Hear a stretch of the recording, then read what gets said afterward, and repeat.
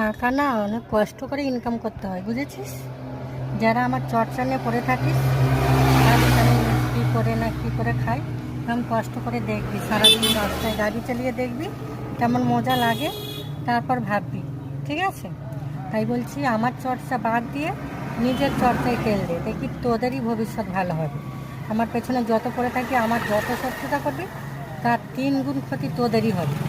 দেখ, আমি সারাদিন রোদে জলে কত কষ্ট করে গাড়ি চালাই, দেখেছিস? ঠিক আছে? কারো 1 পয়সা মেরে খাই না, দোস্তুর মতো ইনকাম করে খাই, ঠিক আছে? আর তোরা আমার পেছনে আবার কি চুগলি করিস রে? চুগলি করার আগে দ্বিতীয়বার ভাববি যে কোচিনের পেছনে চুগলি করাটা বন্ধ করি, তাহলে আমাদের ভালো হবে। তাহলে তোরা অধঃপতনে যাবে, একদম ধ্বংস হয়ে যাবে, বুঝেছিস? যত আমার চর্চায় পড়ে থাকবি। আমি কি খাচ্ছি, কি করছি, আমার চর্চা ছেড়েই দে না। তোরা কি করছিস, তোরা কিসে ভালো থাকবি সেই চিন্তা কর না, দেখবি তোদের ভবিষ্যৎ ভালো হবে।